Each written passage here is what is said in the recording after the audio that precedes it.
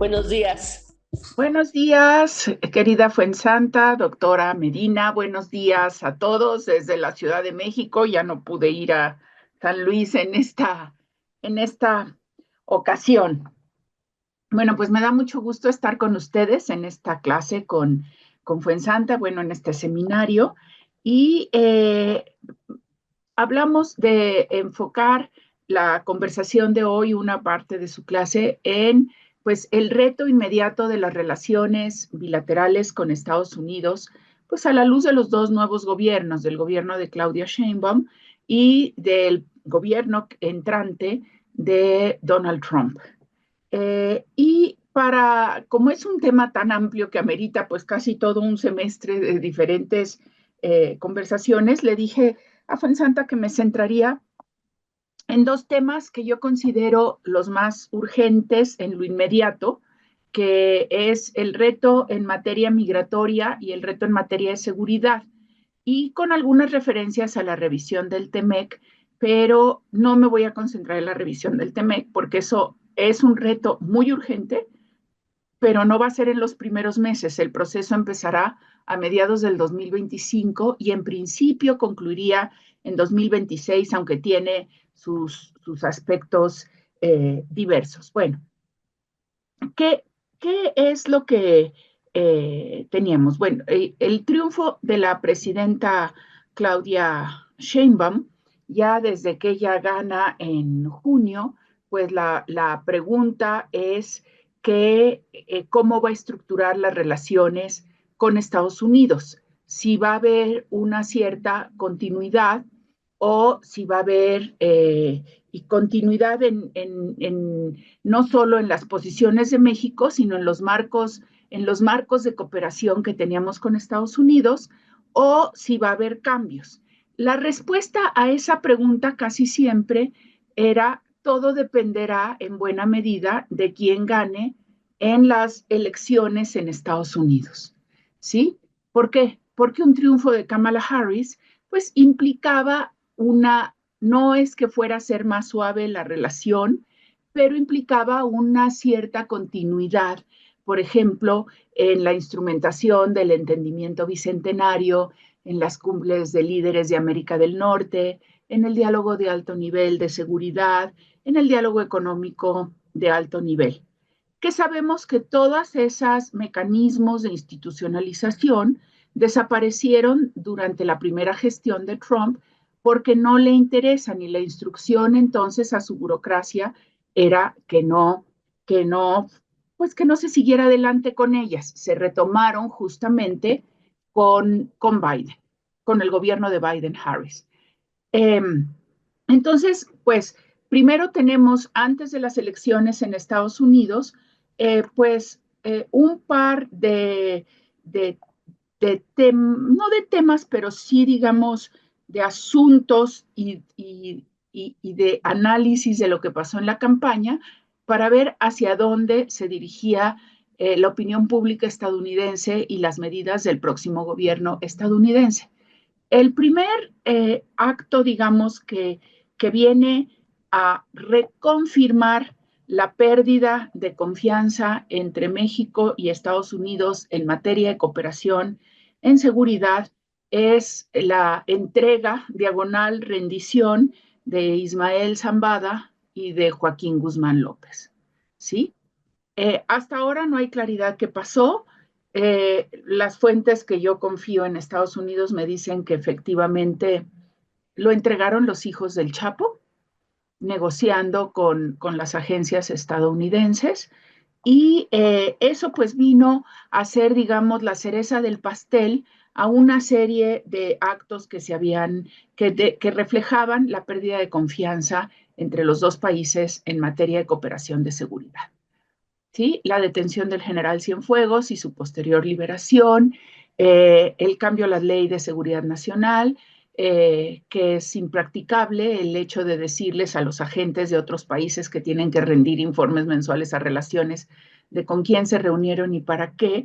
Pues obviamente los agentes encubiertos de todos los países, no solo de Estados Unidos, no lo van a hacer si no tienen una contraparte que sea también inteligencia, que sea parte de los equipos de inteligencia de México y que, según unos y otros, pues estén lo que les llaman veteados, ¿no? Que hayan pasado pruebas de control de seguridad y confianza. Entonces, la cooperación en materia de seguridad, sobre todo de combate al crimen organizado, pues fue disminuyendo y se fue acrecentando la desconfianza. Y bueno, pues ya lo que hemos visto en fechas recientes de la crítica del embajador Ken Salazar a esta falta de cooperación y del rechazo de México a una ayuda de Estados Unidos para fortalecer las instituciones de seguridad, pues viene a crear entonces este marco que esencialmente falta de confianza y diálogo en todo lo que tiene que ver temas de seguridad, que no es solo el tráfico de drogas, sino es el tráfico ilícito de armas, el tráfico ilícito de personas, el tráfico ilícito de órganos, el tráfico ilícito de combustibles, ¿no? De huachicoleo en la zona fronteriza. Y entonces esto viene a abonar a esta narrativa que Trump manejó muy bien en la campaña y que obviamente no está, nadie, ninguno de los mexicanos estaríamos plenamente de acuerdo, de que la migración indocumentada, el crimen organizado y el descontrol de la frontera son una y la misma cosa con diferentes aristas y que constituyen todas juntas una amenaza a la seguridad nacional de los Estados Unidos. Entonces México se ve cada vez menos como un socio y cada vez más como una amenaza. Entonces, bueno, esto es lo que vimos suceder en el ámbito de seguridad, digamos, entre que ganó la presidenta Sheinbaum en el 2 de junio y las elecciones de Estados Unidos, ¿no? Y aunado y obviamente el crecimiento, pues irrefrenable de la violencia en México.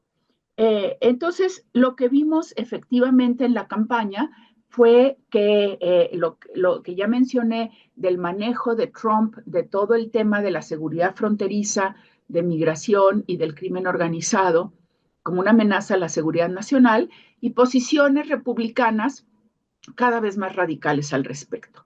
¿Qué pasó con el Partido Demócrata? El Partido Demócrata, obviamente, durante años había dicho, bueno, sí, vamos a garantizar la seguridad en la frontera para después tener una reforma migratoria integral. Ese fue el razonamiento detrás, por ejemplo, del gobierno de Obama, y por eso las deportaciones y todo con el fin de asegurar la frontera, pero nunca vino la reforma migratoria. O sea, nada más cumplieron una parte de su postulado. Y lo que pasó en esta campaña es que ya ni siquiera postularon, o muy poco, una posible reforma migratoria. Entonces, hubo un corrimiento hacia posiciones más conservadoras y republicanas del propio Partido Demócrata y de la propia candidata del Partido Demócrata, Kamala Harris, a reconocer que la seguridad en la frontera sí representaba serios retos, que el crimen organizado en México representaba serios retos y que entonces habría que tomar medidas, y ella específicamente dijo que si ganaba las elecciones, impulsaría la ley de seguridad fronteriza que no había sido aprobada en el Congreso a finales del 2023. Esa ley de seguridad fronteriza, sí, yo la leí completa, era muy dura, implicaba todo el cambio de tecnología en la parte de Estados Unidos para tener un mayor control de todo lo que entra a Estados Unidos, cosa que es válida, pero la pregunta es, ¿y qué va a pasar del lado mexicano? O sea, ¿cómo si tú pones una tecnología, digamos, de punta en el lado estadounidense y en México se siguen llenando los papeles a mano, ¿cómo vas a facilitar entonces ese intercambio en la frontera? Aquí lo importante es que tanto en el Partido Republicano Trump como en el Partido Demócrata, con diferentes niveles de intensidad, el tema de frontera y de cooperación fronteriza dejó a un lado lo que era tradicionalmente la facilitación comercial, la facilitación de cruces entre personas, la cooperación, y pasó a verse mayoritariamente como un tema exclusivo de seguridad nacional. Y entonces de protección y de entonces contención y de medidas radicales, porque ustedes han estudiado pues en la carrera que una vez que se securitiza un tema, eso te permite inmediatamente tomar medidas extremas o radicales, que es lo que se está manejando ahorita en Estados Unidos en materia de seguridad e inmigración.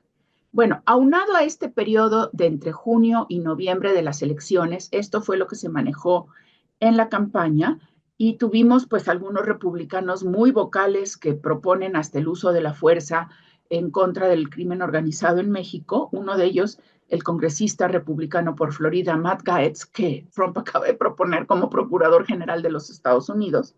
Imagínense nada más. Tenemos también el famoso Plan C en México. El famoso Plan C que implica 18 reformas constitucionales o alrededor y que empezaron con la reforma judicial. ¿Esto qué hace? Ya estaba yo diciendo que en materia de seguridad lo central es, por un lado, la pérdida de confianza en la cooperación bilateral, por otro lado, la radicalización o el corrimiento hacia posiciones más radicales de extrema derecha y la securitización bueno, el tema de seguridad obviamente es securitización, pero ya ver a México ya no solo como un socio, sino básicamente como una amenaza a la seguridad nacional. Y estas reformas que se están llevando a cabo, la reforma judicial y ahora la de desaparición de los órganos autónomos, también contribuyen a minar esa confianza y en algunos, por no decir que en todos los sectores de Estados Unidos y de Canadá, se consideran o se interpretan como violatorias del espíritu y de la letra del TEMEC. No así en México. El gobierno considera que no, que puede hacer esas reformas en uso de su soberanía. Han dicho, pero en Estados Unidos también se eligen jueces, lo cual es una verdad parcial. Sí, se eligen jueces en algunos estados de los Estados Unidos, no en todos, y no se eligen los jueces a la Suprema Corte. A ver, sí, el presidente los nomina y el Senado los ratifica, y hay una historia de rechazos muy larga. No se eligen por voto popular los jueces a la Suprema Corte. Quien diga eso en México miente, miente con mayúsculas, ¿sí? Y busca engañar a la opinión pública mexicana. Entonces, México considera que esas reformas no violan ni el espíritu ni la letra del TEMEC. Estados Unidos y Canadá sí lo consideran y consideran que disminuye la necesaria certidumbre jurídica que requieren para las inversiones de sus compañías en México. En ese contexto llegamos a las elecciones y bueno, perdón, me centré en seguridad y voy a decir también, en este periodo junio-noviembre de las elecciones, en el tema migratorio que tenemos una disminución notoria del número de cruces de extranjeros por la frontera de México hacia Estados Unidos. ¿Por qué? Porque México es el que lleva a cabo la política de contención en la frontera sur. Entonces, mientras disminuyen los cruces en la frontera norte, crece la concentración de extranjeros en la frontera sur, no a los números de antes, porque Estados Unidos comienza a trabajar cada vez más fuerte con Panamá, con Guatemala, todo, para detener los flujos antes de que lleguen a la frontera mexicana.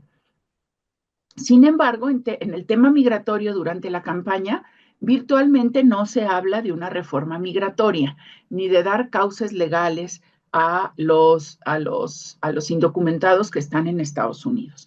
Kamala Harris lo menciona un par de veces, pero no dice más. Y Trump, al contrario, radicaliza su posición en materia migratoria, ya no solo con perdón, antes de entrar a Trump, la administración Biden, aparte, endurece los requisitos para solicitar asilo y termina el estatus de protección temporal para venezolanos y hondureños que han entrado en los últimos meses. Esto es antes antes de las elecciones. Trump hace del tema migratorio uno de los, digamos, 2 o 3 temas centrales de su campaña. Y lo hace dentro de un contexto, creo yo, de guerras culturales y de identidad. Y lo hace también porque hemos visto un cambio radical en los flujos migratorios. Ya en lugar de ser mayoritariamente mexicanos y centroamericanos, ya cada vez más son venezolanos, cubanos, nicaragüenses y los llamados extracontinentales. Entonces, ¿qué es lo que caracteriza la posición de Trump durante la campaña? Ninguna mención y rechazo total a cualquier forma de regularización y de reforma migratoria integral. Segundo, hacer un diagnóstico equivocado, mi modo de ver, y creo que de muchos especialistas en migración, de lo que es la migración indocumentada en Estados Unidos. Hablan de 20 millones, cuando en realidad la mayor parte de los estudios dicen que son 11 millones, de los cuales como 5 millones serían indocumentados mexicanos, y de esos 5 millones alrededor de 800,000 serían DACAs o Dreamers. Entonces, hablan de unas cifras para asustar al público, ¿sí? Aunque es real que la migración ha cambiado el rostro de muchas pequeñas ciudades y pueblos de los Estados Unidos y aún de ciudades grandes. No era, a mí me sorprendió estar en Chicago en junio y ver ecuatorianos pidiendo dinero casi cada esquina, ¿sí? Eso no se veía en Estados Unidos antes, ¿sí? Después, lo que proponen también es, entonces, redadas masivas y deportaciones. Y lo mismo, vuelven a securitizar el tema de migración, porque la migración se convierte en una amenaza a su seguridad nacional y desechan cualquier posibilidad de entender la migración desde el punto de vista de los derechos humanos o desde el punto de vista de un fenómeno económico y social, que eso es clave para México, porque, a ver, mucho mexicano migra, la gran mayoría, el gran porcentaje de mexicanos migrantes, no son solicitantes de asilo. Sí hay algunos, sobre todo de los estados de Michoacán y Guerrero, pero la gran mayoría migra por razones económicas, para tener un mejor salario, porque aunque haya subido el salario mínimo en México, a ver, el salario mínimo en México está ahorita alrededor de los 8,000 pesos mensuales, ¿sí? $400, 420. En California, el pago de hora de trabajo, ya sé que California es carísimo, en McDonald's está a $20. O sea, con 3 días de trabajo ganas el salario mínimo de México, con 4 días de trabajo. Entonces, ese diferencial salarial siempre ha sido uno de los imanes de atracción para la fuerza, para la mano de obra migrante, sea documentada o indocumentada. Si a eso asumimos que la economía estadounidense es la más fuerte del mundo occidental, que está virtualmente hasta ahora en pleno empleo y que tiene más de 5 millones de puestos de trabajo sin ocupar porque no hay mano de obra, es evidente que la migración tiene también una racionalidad económica, ¿sí? No solo de seguridad nacional y de tráfico ilícito de personas, sino tiene una racionalidad económica que obviamente el discurso y la narrativa de Trump hace completamente a un lado.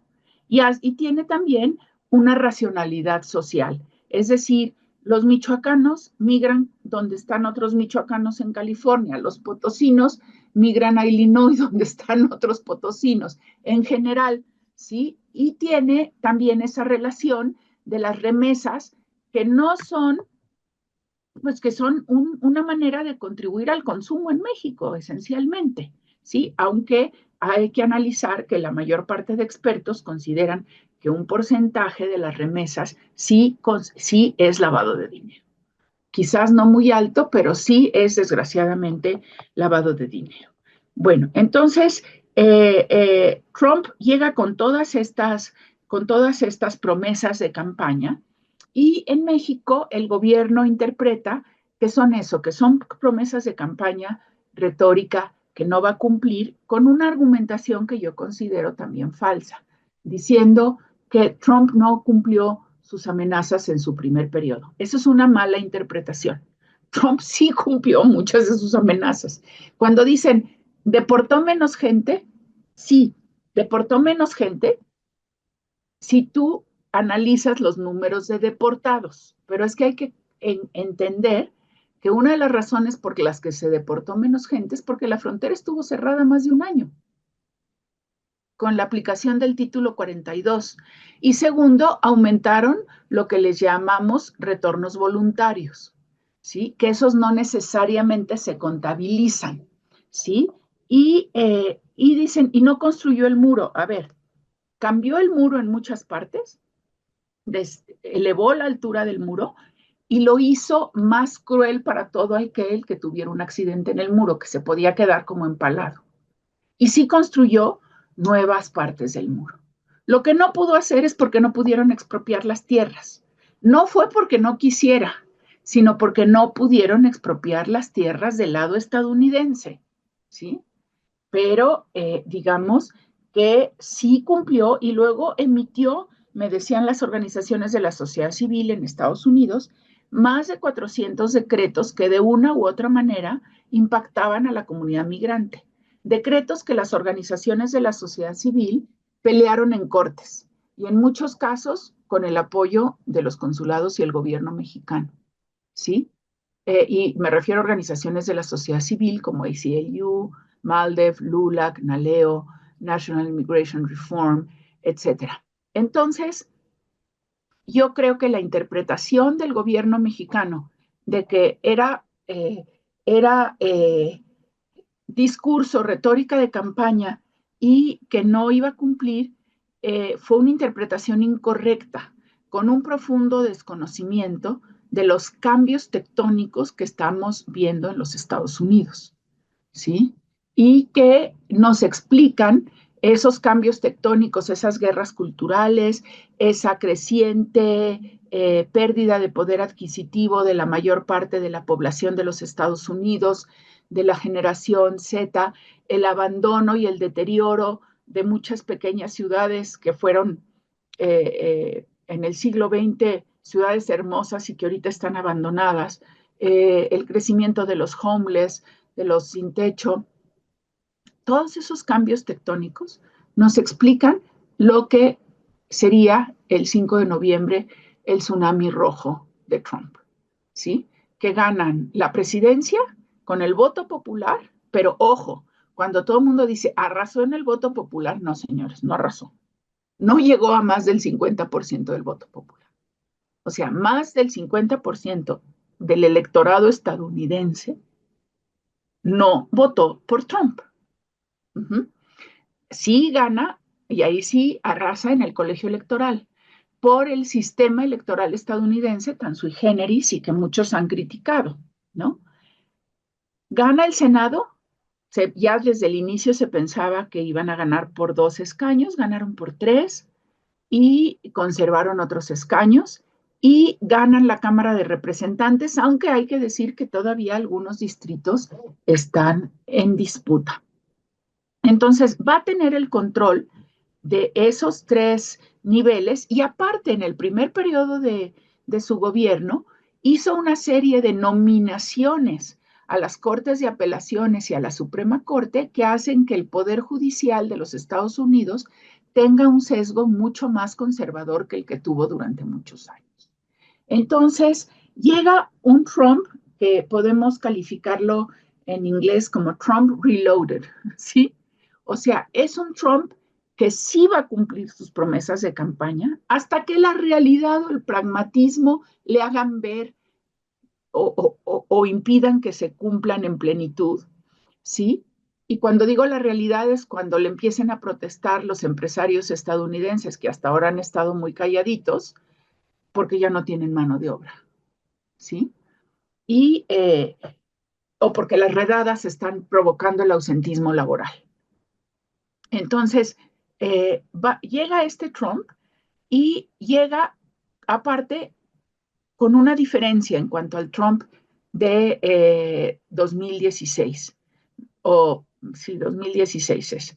Llega un Trump que conoce con su equipo ya qué hilos jalar.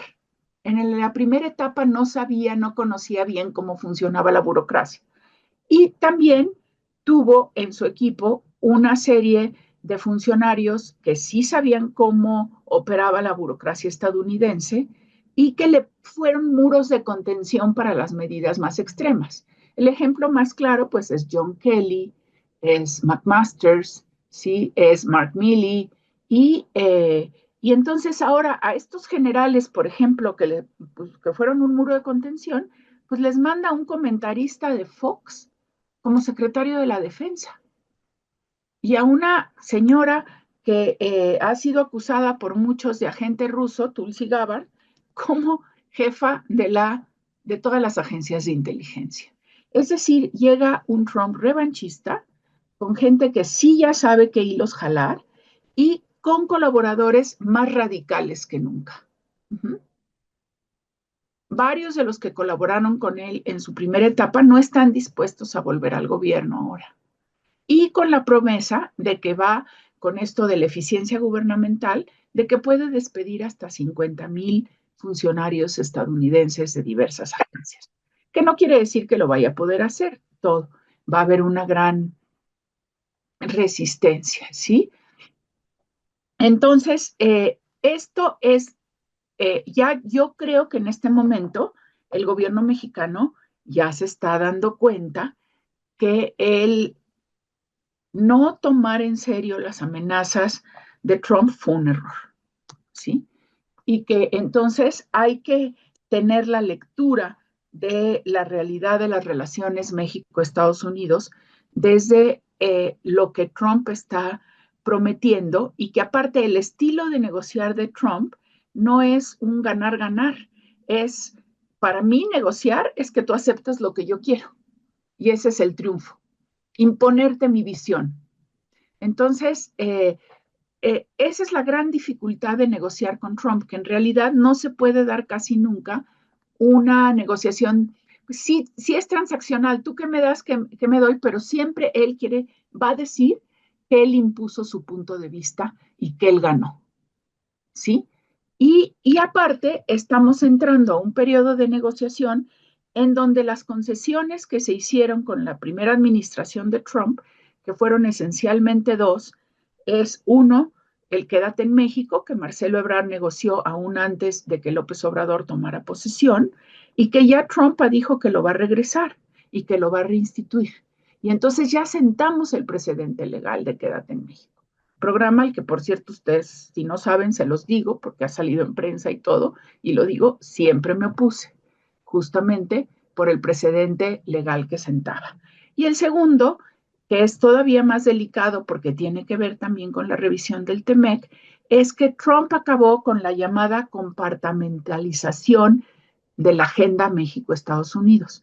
Durante muchos años fue un leitmotiv tanto para México como para Estados Unidos, que para no contaminar las relaciones y seguir avanzando, compartamentalizábamos la agenda.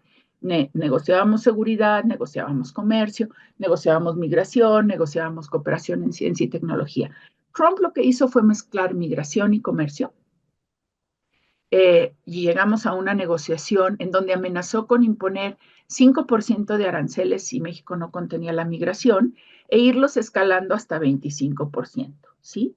Entonces, llegamos a una negociación en donde también hubo una parte secreta que se dio a conocer después, en donde creo que hubiésemos tenido la posibilidad en ese entonces de aguantar la imposición de 5% de aranceles, responder con aranceles retaliatorios, pero evitamos hacerlo. ¿Por qué? Porque todavía no estaba ratificado el TEMEC, ¿sí? Entonces, eso hubiera puesto, pues hubiera amenazado la posible ratificación del TEMEC. Uh-huh. ¿Qué pasa ahora? Que ahora Trump nos amenaza de nuevo con la imposición de aranceles, pero empieza donde fue el techo. Su piso ahora para él es el techo de antes, 25% de aranceles hasta 75%. Y ya no solo mete el tema migratorio, sino mete el tema del control del fentanilo. Eso nos dice cómo va a abrir la revisión del TEMEC y cómo esta es otra vez el abandono de la compartimentalización y es el chantaje. Porque la verdad es que por más que, y tenemos que hacerlo y decirlo en todos los foros, por más que digamos lo importante que es México para Estados Unidos, cómo la economía de Estados Unidos depende en buena medida de México y los mexicanos, la verdad es que somos el eslabón débil de la cadena. Digo, 88% de nuestras exportaciones, 756,000 millones de dólares al año, van a Estados Unidos. Pero ese 88% de exportaciones mexicanas a Estados Unidos es el 17% de las importaciones de Estados Unidos. Si Estados Unidos puede sustituir a México más fácilmente que México sustituir a Estados Unidos como mercado. Si no partimos de esa realidad esencial, que seguro a muchos desde siempre no nos gustó y no nos gusta ser tan dependientes, pero es una realidad que no podemos negar. Entonces, no se pueden tomar decisiones y estrategias correctas para negociar. Porque si negociamos nada más con base en visiones ideológicas y envolviéndonos en la bandera, no, así no. Se negocia con conocimiento duro, con datos, con conocimiento a fondo de los tratados, con conocimiento a fondo de las instituciones estadounidenses, de las leyes estadounidenses. Entonces, este es el contexto en donde vamos a ver también, uno, que varias medidas migratorias que obviamente afectan a México y a la comunidad mexicana brutalmente, no van a ser ni consultadas con México. Serán decisiones unilaterales del gobierno de Estados Unidos y probablemente la mayoría ni siquiera pasen por el Congreso. Lo haga a través de órdenes ejecutivas, ¿sí? Y vamos a ver qué leyes o qué bases utiliza para esas órdenes ejecutivas, porque ahí es donde se va a ir el tema, el tema se va a judicializar, se va a ir a las cortes, ¿sí? Y lo van a pelear las organizaciones de la sociedad civil y los gobiernos demócratas más fuertes, le hace California, Illinois, Nueva York, ¿sí? Pero va a ser una batalla muy compleja y en donde también para apoyar esa batalla vamos a tener que proporcionar datos a las organizaciones de la sociedad civil para elaborar sus class action suits. Y eso también va a ser mucha presión, resistir mucha presión. Acuérdense que el tema de Quédate en México se peleó en cortes, ¿eh? Y finalmente se permitió aplicar de manera provisional. Por eso Biden lo pudo echar para atrás. Entonces, eso es lo que vamos a ver en materia migratoria. Ahora, los nombramientos que ha hecho Trump a raíz de que es elegido, me voy primero en materia migratoria, ¿sí? En materia migratoria ha nombrado a Tom Homan, que fue el director de ICE. ICE es Immigration and Customs Enforcement. Es diferente de CBP, que es Customs and Border Protection. ICE es la agencia encargada de hacer redadas, de hacer investigaciones de violación a la ley aduanera de Estados Unidos, del tratado, etc. El señor Homan fue director interino de ICE porque nunca pudo ser ratificado por el Congreso, por radical. ¿Por qué? Porque en las audiencias, cuando le preguntaban, oiga, pero usted es el autor intelectual de la separación de las familias, contestaba, esto fue una entre muchas recomendaciones que hice. Oiga, pero ¿cómo va a impedir la separación de familias? Ah, pues muy fácil, los deportamos a todos. Oiga, pero usted no puede deportar ciudadanos estadounidenses, sí, los deportamos a todos. El señor Homan nunca pudo ser ratificado. Lo nombra zar de la frontera para evitar un proceso de ratificación en el Congreso. Entonces, el que sea el director del ICE va a estar bajo las órdenes de Homan. Ese es un primer nombramiento muy preocupante.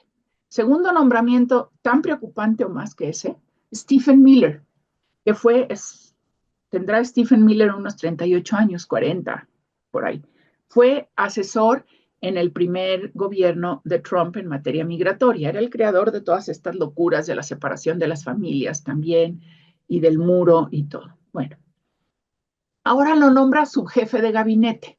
Stephen Miller se la pasaba al teléfono en la primera periodo de Trump con Landau y con las gentes de DHS, de Seguridad Interior, todo, diciéndoles, tienes que hacer esto. No pudo hacer mucho daño, hizo bastante, pero no todo. ¿Por qué? Porque sobre todo en DHS y en el Departamento de Estado no le hacían caso. Y el freno de contención de Stephen Miller en la Casa Blanca en ese primer periodo en muchas cosas fue Jared Kushner. Esos personajes ya no van a estar en esta segunda administración de Trump. Es decir, no va a haber esos muros de contención a Stephen Miller, que va a tener un puesto más importante. Y que entonces eso te indica que sí van en serio las medidas radicales en materia de migración, que son una locura, y que Estados Unidos se está disparando al pie también, pero que van a hacer un daño enorme, no tengamos la menor duda. Uh-huh. Tercer nombramiento en temas de migración, Kristi Noem, la gobernadora de Dakota del Sur. Conocimiento de la frontera, cero. Pero sí mandó a la Guardia Nacional de Dakota del Sur, que no es como la Guardia Nacional mexicana, son más bien voluntarios, a la frontera en Texas para impedir la entrada de los migrantes.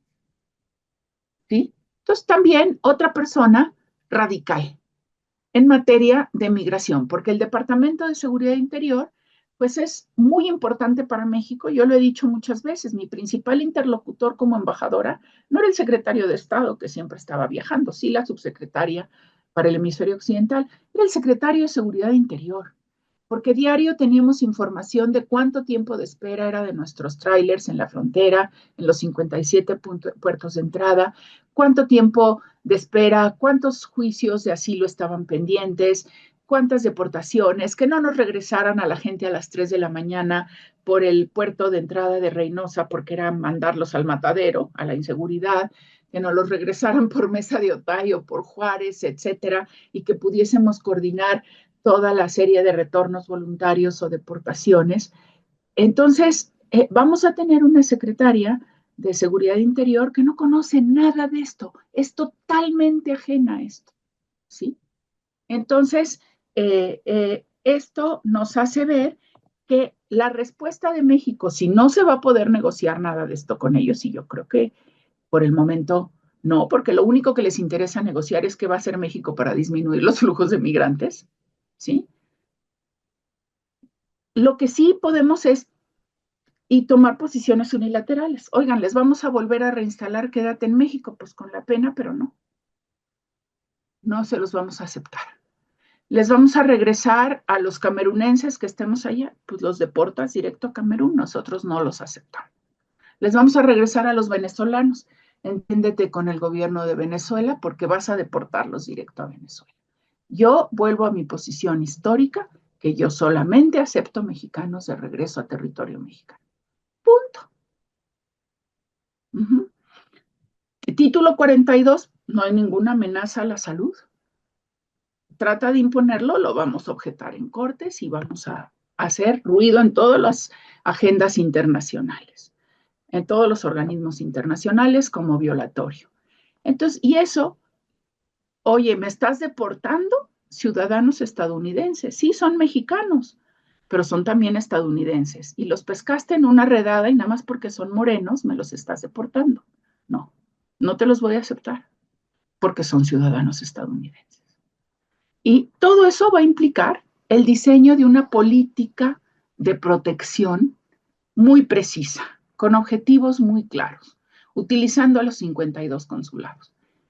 Por lo que yo veo hasta ahora, no han empezado a diseñarla. Quiero pensar que pronto lo harán, tomando la experiencia de cónsules generales muy experimentados y de gente aún, aunque esté en retiro, muy experimentada.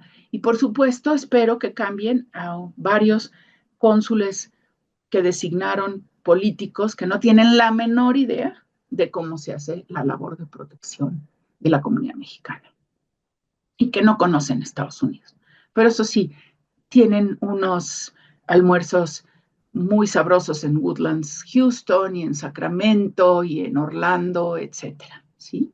Entonces, creo que ese va a ser el principal reto ante medidas unilaterales, reacciones unilaterales, pero hay que tenerlas ya preparadas de antemano y un gran despliegue de diplomacia pública para defender toda la contribución de los mexicanos, que me dio gusto ver que ayer la presidenta en el desfile del 20 de noviembre ya empezó a hacerlo. Bueno, son los primeros pasos, esperemos que siga por ahí. Entonces, en el tema migratorio, nada más algunas cifras. Si asumimos que de los 11 millones de indocumentados, 5 son mexicanos. Trump dice que va a deportar 1 millón por año. No lo van a poder hacer. Prácticamente va a ser imposible. Pero sí sé que están preparando planes para 400,000 por año. Si asumimos que la mitad de los indocumentados son mexicanos y van a deportar 400,000 por año, pues vamos a tener 200,000 deportados por año mexicanos, que se van a agregar a las necesidades del mercado de creación de puestos del mercado laboral. México necesita crear 1 millón de puestos de trabajo por año. Hemos estado por debajo de eso. Entonces, ahora vamos a tener este peso. Claro, a lo mejor llega gente bilingüe y todo que puede ser realmente aprovechada y que se puede ser una contribución a la economía mexicana, pero también eso hay que tener el espacio y las políticas para recibirlos. Y luego el tema, esto que ya dije, de que no se les vaya a ocurrir que México es el territorio de espera para deportación a terceros países o a que concluyan los procesos de asilo en Estados Unidos, que aparte son negados en un 80%. Entonces, esto es lo que vamos a tener nada más de números. ¿Y qué vemos este año en el presupuesto para 2025? Una disminución de recursos a la Secretaría de Relaciones Exteriores y en específico a la Unidad de América del Norte, que es la que concentra el presupuesto para los cónsules. El presupuesto de la Secretaría de Relaciones Exteriores se ve muy grande, pero es engañoso, no es grande, porque ahí están todas las cuotas a los organismos internacionales que se pagan en dólares. Entonces, un presupuesto en pesos, si hay una devaluación del peso, pues entonces aumentan el número de pesos que tenemos que pagar por las cuotas que se calculan en dólares, ¿verdad? Entonces, realmente estamos en una situación en materia migratoria muy precaria, muy, muy precaria, porque aparte, tanto la coordinación de diplomacia pública como el estudio y el apoyo de todas las impugnaciones legales que se puedan hacer, el trabajo de protección que es fundamental, los consulados móviles, todo lo que va a necesitar de despliegue extra de personal en la frontera, el gobierno de México, no inmediato, pero sí constante, todo esto que se tiene que prever, no hay dinero. Y todo eso requiere dinero, requiere inversión, no requiere solamente eh, eh, eh, voluntad. No se hace solo con voluntad, ni con discursos de que los voy a enseñar a ser un buen funcionario público. Miren, yo he visto cónsules y gente que hace consulados móviles que les podrían dar lecciones a todos estos que nos dicen que nos van a enseñar a ser buenos funcionarios. Porque se han dejado la piel y la vida en el trabajo de protección de los mexicanos. Entonces, no es solo con falsas lecciones moralinas, ni con voluntad que se llevan a cabo estas políticas. Se necesita una estrategia clara, gente experimentada y se necesitan recursos. No dilapidarlos, pero sí saber invertirlos. Entonces, bueno, ese es el tema de migración. Entonces, es el que yo veo como el más delicado en el corto plazo. ¿Por qué? Porque va a afectar a nuestra comunidad, porque ya hay miedo en la comunidad, porque ya hay mucha preocupación de los cónsules generales y de los cónsules de carrera que conocen el tema. Y porque vamos tarde en el diseño de una estrategia. Por no decir que el nombramiento que hizo el secretario de Relaciones Exteriores de uno de sus más cercanos colaboradores históricos como coordinador de consulados se vino abajo porque el señor estaba acusado en múltiples ocasiones de acoso laboral. Entonces, eso también te subraya por qué es importante el personal, por qué es tan fundamental tener a las personas adecuadas. No puedes improvisar gente y no puedes poner a defender a mexicanos a personas acusadas de acoso laboral, por Dios. ¿Y cuándo vas a defender los derechos laborales de los mexicanos? Entonces, bueno, ahí tienes ese tema de migración. Eso, Trump ha dicho que va a cerrar la frontera el primer día. Vamos a ver, hay que tratar de impedirlo, tratar de decir de antemano todos los daños que eso haría. Nada más para unas cifras de la frontera, comerciamos 3 millones de dólares al minuto, ¿sí? 2.000 millones de dólares al día. El cierre de la frontera por un día no solo te colapsa ese día, sino los días posteriores por todo lo que hay. Y entonces el impacto económico va a ser muy grande. Tan solo en el cruce de San Diego con Tijuana por Mesa de Otay y San Isidro, cruzan en ambos sentidos al día 300,000 personas que trabajan y en uno y otro lado. O sea, el cierre de la frontera de un día, que sí lo puede hacer para mandar el mensaje a sus votantes de miren, voy en serio, y decirle a México, mira el daño que te puedo hacer si no haces lo que yo quiero, es gravísimo, gravísimo, ¿sí? Y eso es lo que hay que tratar de impedir, o que sea el cierre de la frontera, por ejemplo, las solicitudes de asilo, pero el comercio que siga fluyendo. No sabemos exactamente y hay que buscar una clarificación de qué significa el cierre de la frontera en los términos de Trump. Lo segundo son las deportaciones y redadas, las redadas y deportaciones masivas, que eso sí es un tema que yo creo que se va a dar casi inmediatamente, es con lo que quieren empezar. Y aparte, otro tema, fíjense, aparte de que es una violación a derechos humanos, lo que sea, ya Texas ayer le ofreció quién sabe cuántos miles de kilómetros para que construya centros de detención ahí. Y ya hay notas en Estados Unidos de que los dueños privados de cárceles en Estados Unidos se están preparando para construir centros de detención masiva. O sea, ya están mezclando el tema de lucha identitaria, cultural contra la migración con negocio. Y si la deportación se convierte en negocio, va a ser todavía más difícil pararla, porque va a haber intereses económicos a favor de esa deportación, que van a chocar con los intereses económicos que dicen, no, no me puedes hacer esto porque me quedo sin mano. Entonces, son problemas realmente complejos que vamos a tener que enfrentar urgentemente. Ahora voy al tema de seguridad. El tema de seguridad, ya lo dije, se perdió la confianza. En estos momentos, la administración Biden está tomando una serie de medidas por demás interesantes, como para marcar su legado antes de dejar el gobierno. Obviamente, una fue el autorizarle a Ucrania el uso de los misiles de mediano alcance y largo alcance para usarlos en contra de Rusia, pero bueno, ese es un tema que amerita otro análisis, pero es una medida interesante. Dos, están a punto de concluir el cese al fuego entre Israel y Hezbollah en Líbano, no así en Gaza. No, no parece eso en Gaza.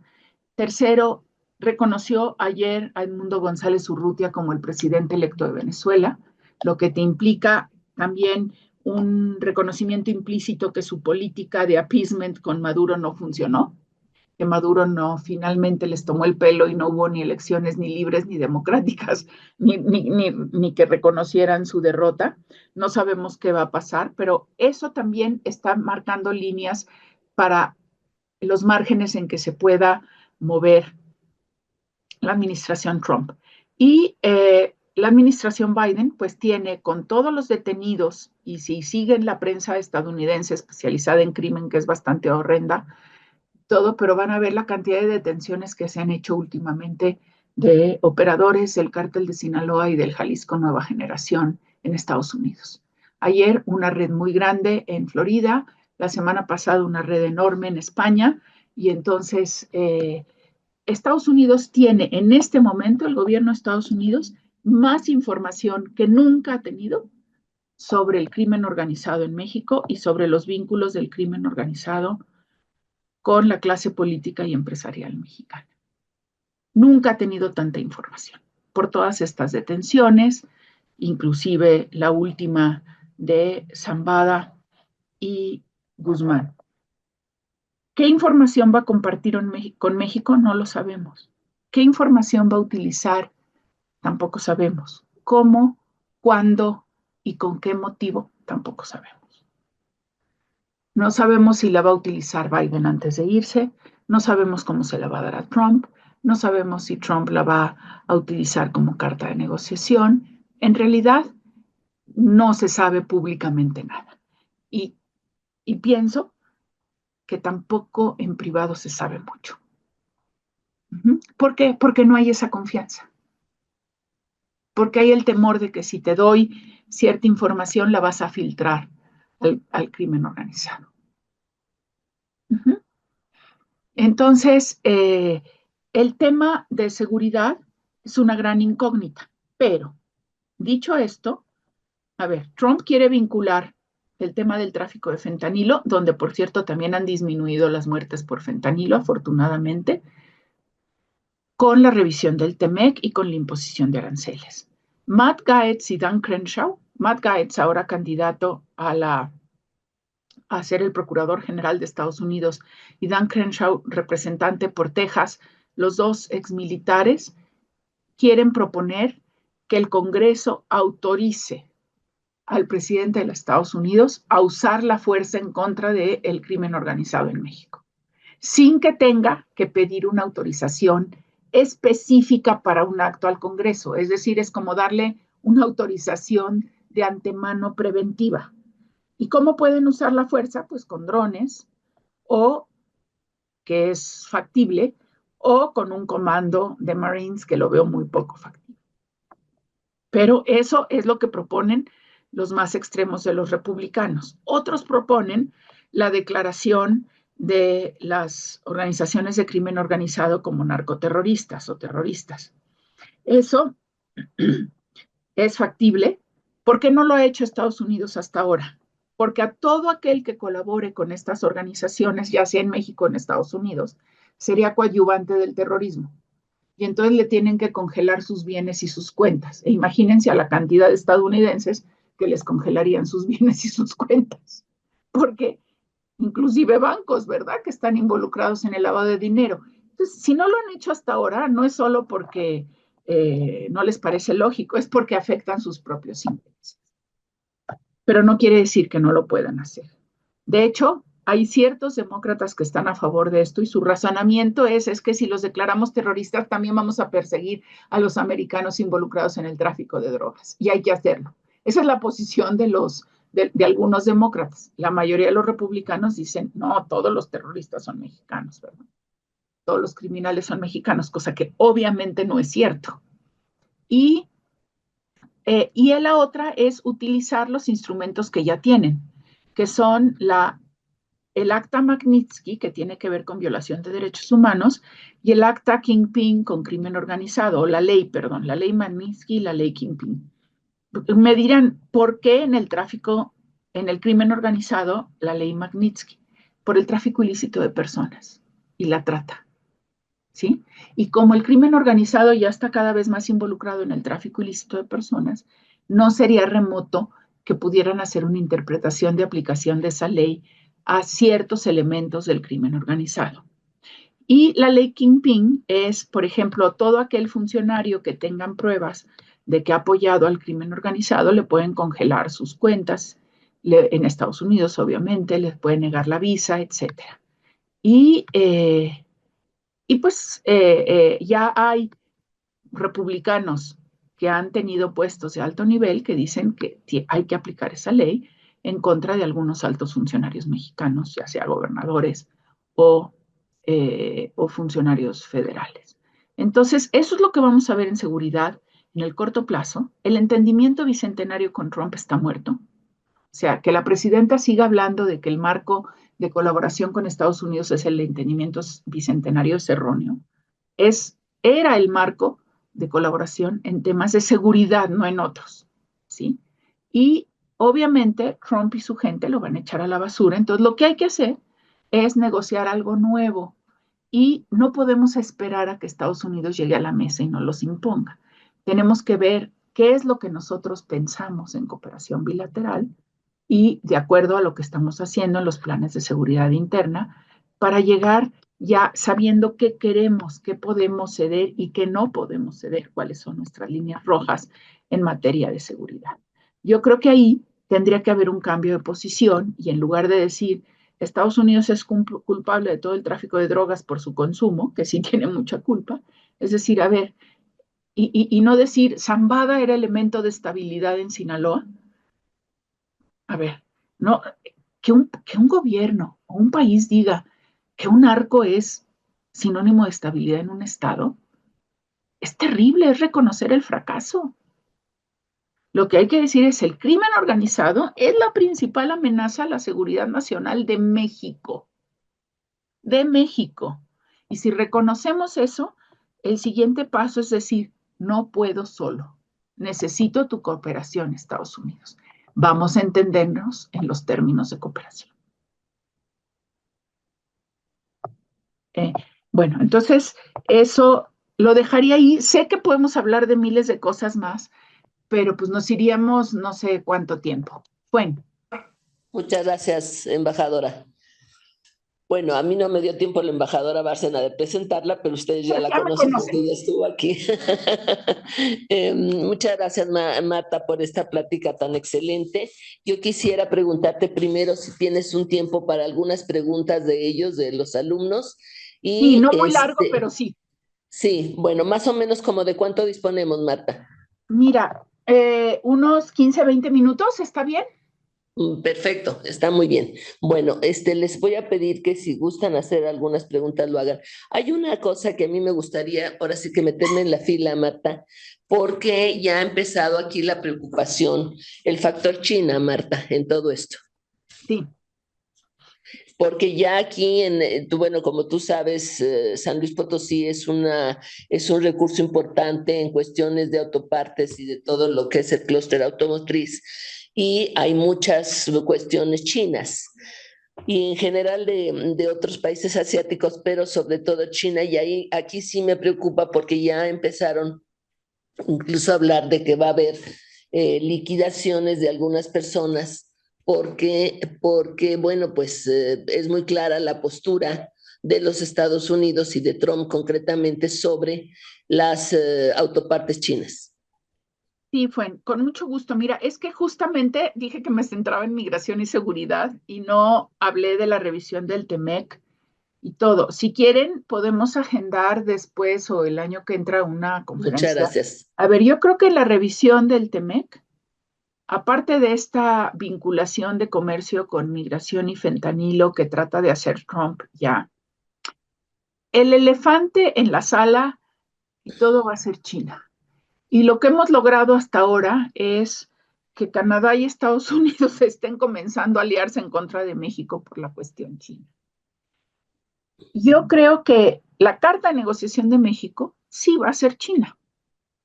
O sea, vamos a ir, aunque no se haga evidente, hacia una unión aduanera de América del Norte, con respecto sobre todo al comercio con China y a las inversiones de China. O sea, yo sí creo que sí va a haber una fuerte presión, no solo de Estados Unidos, sino de Canadá, para, sí, para establecer límites a la relación con China. China. ¿Cuáles son esos Límites. límites? Es algo que Límites. tenemos que Contención. conversar con nuestros dos socios. ¿Cuáles son sus líneas rojas? Por ejemplo, creo que la línea roja de Estados Unidos sería sobre todo el uso de 5G y Huawei. ¿Por qué? Por el manejo de la información confidencial de las empresas.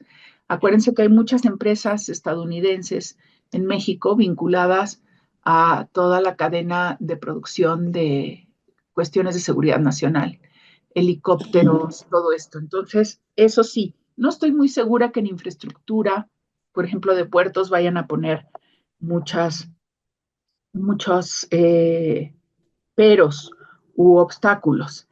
Aquí la cuestión es qué van a querer los americanos, porque creo que la postura de negociación de México sería, por ejemplo, en el sector autopartes sí están llegando cada vez más autopartes de China a integrarse a la cadena del sector automotriz, pero creo que todavía son pocas, en porcentaje. A lo mejor a San Luis es donde están concentradas una buena parte, pero creo que son Todavía pocas. pocas. Lo que sí es cierto es que el TEMEC no tiene reglas de origen para vehículos eléctricos, que es la gran preocupación de Estados Unidos, los vehículos eléctricos chinos. Ahí lo que México yo creo que debería tratar de negociar es que las reglas de origen del sector automotriz para vehículos de combustión interna se extrapolen para los vehículos eléctricos si es que se puede, pero me parece que Estados Unidos va a ser más duro. Me parece que va a decir no. Y es más, hay posiciones de algunos republicanos que dicen, vamos a ser tan duros de rastrear el origen del capital de empresas mexicanas. Y si el origen del capital es chino, se cierra.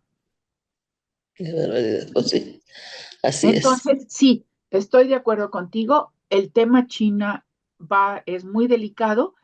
El tema China, en los temas que hablé de seguridad e inmigración, sí es importante en seguridad porque de China están llegando los precursores para el fentanilo en México. Claro. Y ahí sí ya Estados Unidos ha negociado con China, nosotros también, y pues ahí es una cuestión también de nuestras autoridades de alinear las mismas listas de sustancias prohibidas, de ser más estrictos en las revisiones en aduanas, etcétera, sobre todo en los puertos. Pero el tema China en materia de seguridad hasta ahora no es el tema No más parece. importante, aunque sí está presente. Y en migración, pues sí hemos tenido un aumento en el número de migrantes chinos, pero lo mismo, no es el tema más fundamental. Pero en la revisión del TEMEC va a ser el tema central. Muchas gracias, Marta. ¿Alguien quiere preguntar a la embajadora antes? A ver, Manuel. ¿Los escuchas, Marta? Sí, no, a Manuel no. A ver, Manuel, vente para acá. No podría pasártelo, pero a ver, va para allá. A ver. De manita en manita. Bueno, Bueno, aquí estoy. ¿Sí? Ya, ok. Bueno, ¿qué tal? Buenos días, embajadora. Muchas gracias por la plática. Y yo le quería preguntar un poco sobre lo que mencionó que algunos colaboradores de la anterior administración Trump no quisieron regresar. No sé si Así podría es. abordar un poco al respecto. Y también preguntarle un poco sobre si dentro del mismo Partido Republicano y dentro del gobierno republicano ya está viendo como formas de contener a Trump, porque bueno, justo estaba leyendo en estos días que siempre no confirmaron a Rick Scott, el senador por Florida, para dirigir el Senado, y justo el nominado fue un senador que no, bueno, entiendo yo que no es de la línea trumpista de No, MAGA. es muy cercano a Mitch McConnell. Uh-huh. Entonces, como un poco, pues esto, ¿no? O sea, si hay como estas otras, líneas, voces dentro del Partido Republicano que no están 100% con las propuestas radicales de Trump. Y sería eso. Muchas gracias. Sí, Manuel, muy buena pregunta. Efectivamente, hay algunos sectores en el Partido Republicano. Mira, hay algunos republicanos que no quieren o que no piensan volver al gobierno de Trump. Uno de ellos es Jared Kushner a la Casa Blanca hasta ahora. ¿Por qué? Pues porque tienen sus negocios y porque, como me dijo uno de ellos, pues yo en el sector privado gano 5 veces lo que ganaba en la administración y yo tengo ahorita mis hijos en la universidad y demás, y entonces pues me voy a quedar en el sector privado. No quisiera dar nombres porque pues eran personas que eran subsecretarios, secretarios. Luego hay otros que el propia ala radical de Trump pues realmente descartó, como Nikki Haley y como Mike Pompeo. ¿Por qué? Porque coquetearon con sus propias candidaturas, ¿no? Y entonces no están dispuestos a aceptar a alguien que no consideren 95% leal y 5% capaz. ¿Sí? Cualquier similitud es mera ¿Dónde lo he coincidencia. escuchado? Bueno. Sí, es mera coincidencia. Y efectivamente, hay un pequeño grupo de republicanos, del republicanismo, digamos, histórico, tradicional, que encabezados quizás por el senador Mitch McConnell, ahorita en el Senado, que tienen posiciones reales de poder, porque hay otros fuera como los Bush o James Baker, que a Trump no les gusta nada, pero que ya están fuera, ya no están dando la batalla en contra de ellos, en contra de Trump. Y efectivamente, esta posible contención de Trump con la elección del senador Thune como líder de los republicanos y por lo tanto del Senado, sí puede o podría entorpecer algunas de las nominaciones pues, más radicales de Trump, como es la de Matt Gaetz, para procurador general, o la de Robert Kennedy para el Departamento de Salud. Pero la verdad es que te voy a decir un símil que me dio una amiga demócrata hace tiempo. Dice, mira, los demócratas, cuando tenemos diferencias, un demócrata se para en medio de un círculo de demócratas y dispara a todos y los mata a todos. Y los republicanos, cuando tienen diferencias, forman en una fila a todos los que son disidentes y todos los demás les disparan. Y entonces la disciplina en el Partido Republicano, del que se ha apoderado Trump, no es el Partido Republicano de antes, es mucho mayor que en el Partido Demócrata. Las posibilidades de disidencia son menores. Vamos a ver si esto se confirma en los próximos meses, o si a lo mejor algunas de las nominaciones de Trump fue para mandar un mensaje a sus seguidores y a la mera hora está dispuesto a hacer algunas concesiones. Pero yo no tendría muchas esperanzas en las barreras de contención de Trump provenientes del propio Partido Republicano. Yo creo que van a ser pocas y van a ser muy débiles, y creo que la mayor contención va a venir en las cortes, a pesar de su tendencia conservadora, y de los gobiernos demócratas más fuertes que ya mencioné. California, Nueva York, Illinois, son estados muy importantes en la economía estadounidense, pero también pues van a medir sus alcances, ¿no? Entonces, por eso también creo que en los próximos meses México tiene que desplegar una estrategia. Me concentré en la de protección y en seguridad, pero tiene que ser una estrategia como de ajedrez a tres dimensiones, porque es no solo el diálogo con el gobierno federal, es con el Congreso, a pesar de que o sea, el embajador de México tiene que estar en el Congreso todo el tiempo, en todas las conferencias, los cónsules en todas partes, una enorme diplomacia pública. Y otra cosa, yo creo que el embajador de México en Estados Unidos, el secretario de Relaciones y el secretario de Economía tienen que ser fusibles de la presidenta. ¿Qué quiere decir? Que la presidenta no tiene que contestar a todas las cosas, ni abrir ella el fuego, tiene que usarlos a ellos o a ellas, mandarlos con todo. Y si se queman, si se desgastan, si hay quejas, todo eso son fusibles. Están para quemarse por México, en beneficio de México. No están para cuidar su prestigio personal. El prestigio personal importa en beneficio de México. Pero si están aspirando a qué va a pasar en el 2030 y qué digo yo, y todas las batallas las va a dar la presidenta, es una mala estrategia. Sus funcionarios tienen que ser sus fusibles, no ella. Y en la relación con Estados Unidos, más que nunca. Nadie es indispensable, la presidenta sí. Y entonces son los que tienen que tener esta estrategia y dar la batalla. E irritar en Estados Unidos a quien tengan que irritar. Pero defender las posiciones de México y de los mexicanos. Gracias, Marta. ¿Alguien más quiere preguntar? Tenemos 5 minutos más, ¿correcto, Marta? Sí. 5 minutos más. ¿Así está prendido? Sí. ¿Me escucha, embajadora? Sí. Sí. Bueno, muchas gracias por su plática. yo tenía como dos dudas, más como en cuestión del futuro corto y largo plazo. Sí.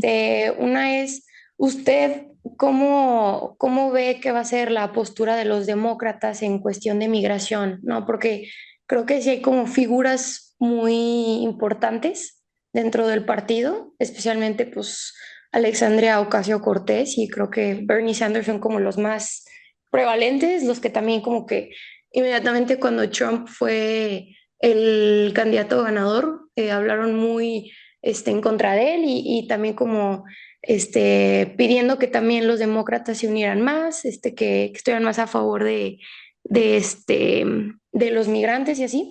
Entonces me gustaría saber eso. Y por otro lado, en cuestión de la frontera, ¿usted cómo ve que va a ser la colaboración entre agencias de seguridad entre México y Estados Unidos? Porque pues vimos que cuando estaba AMLO y cuando estaba en Trump, Trump puso mucha presión para que AMLO pues mandara también de parte de México la militar, ¿no? Para la frontera. Entonces, la Guardia Nacional, exacto. Entonces, me gustaría saber, porque pues obviamente Trump otra vez va a ejercer esta presión, entonces me gustaría saber usted qué piensa que va a hacer esta Claudia Sheinbaum al respecto. Ya sería todo. A ver, gracias. A ver, el Sí. tema de los demócratas. No soy Los preguntas. demócratas, bueno, que cada respuesta podría ser muy larga, pero voy a tratar de ser muy sintética. A ver, los demócratas están en un proceso de autoevaluación, de inmersión, de soul searching. ¿De qué pasó? Porque una de las interpretaciones de lo que pasó es que el voto por Trump fue mucho un voto anti-woke, de lo que le llaman de la cultura woke en Estados Unidos, una de cuyas máximas representantes es Alessandra Ocasio-Cortez. ¿Sí? Por cierto, yo la conocí, es una chica muy inteligente, muy bien. Alejandra ya no va a ser figura del Partido Demócrata. O sea, ese Partido Demócrata del futuro se va a ir más al centro, menos al progresismo de Bernie Sanders y de Alejandra Ocasio-Cortez. Entonces, ellas son voces importantes, pero son voces aisladas que no tienen impacto ya en la aprobación de leyes y medidas concretas. Son útiles porque van a ayudar mucho a que se mantenga vivo el debate y a la defensa de las posiciones de los migrantes, pero hay que ver, o sea, Pensilvania,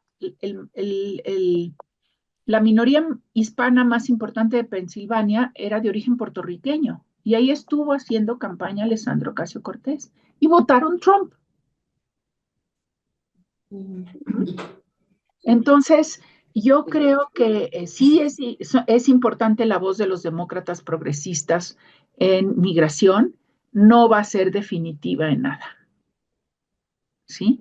Y más bien yo me concentraría en todo caso en una cooperación con el caucus hispano-demócrata en temas bien específicos. Y yo creo que el primero tiene que ser la defensa de los Dreamers, de los DACAs. ¿Sí?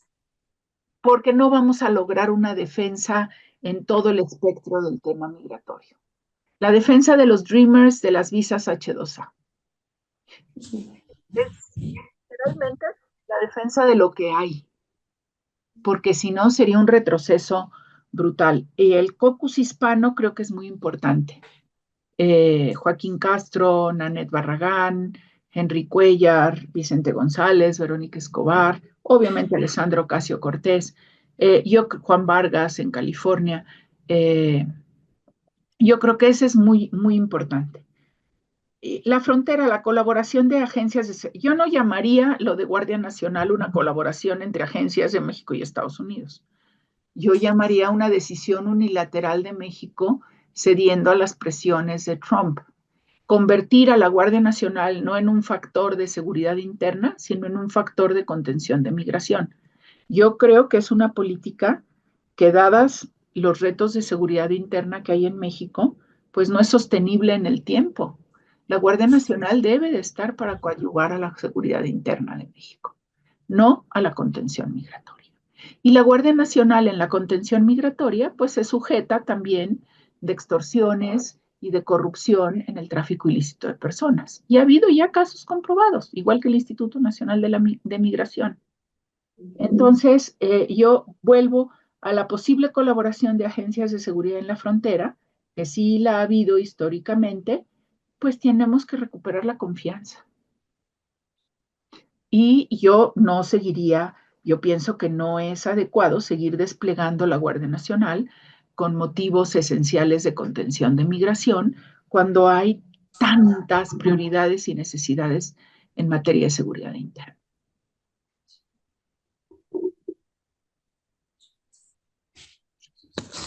Embajadora, muchísimas gracias. Solo me resta agradecerte muy cumplidamente, Marta. ¿Sí me estás escuchando? Sí, sí, muy bien fue.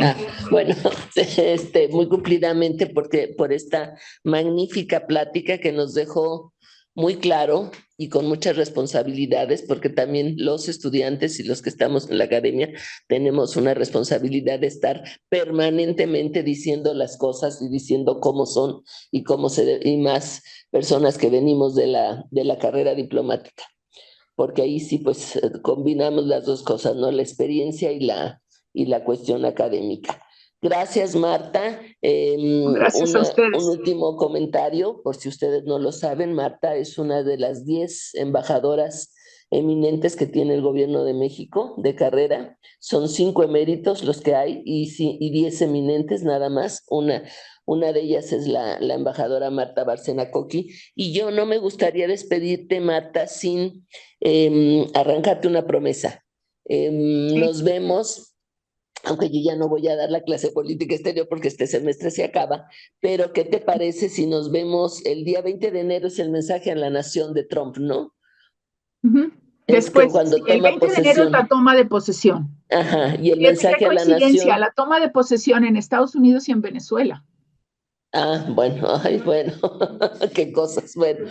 Y entonces, ¿qué te parece más o menos en febrero, principios de febrero, viendo cómo se comporta o después, el 20 de febrero, por ahí, viene el primer mes de Donald Trump ya en la Casa Blanca? Me parece muy bien. Dejemos pasar un mes y platicamos de nuevo y todo, y espero que sobre todo la plática les sea útil a los alumnos, más que para tener respuestas, para tener más preguntas y más temas de lo que hay que trabajar en el futuro y reflexionar y contribuir y con tesis, con análisis. Eso creo que hay que siempre buscar nuevas aristas para ver los problemas y para analizarlos.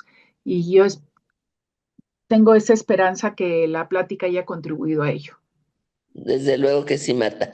Muchísimas gracias, ya te dejamos ir porque seguramente vas a otra plática. Exacto, por eso tuve que adelantar, perdón. Claro, claro. Te agradecemos mucho y entonces nos vemos alrededor del 20 de febrero si todo va bien.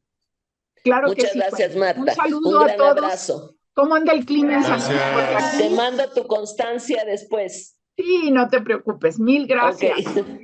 Adiós. Gracias. Gracias, Marta.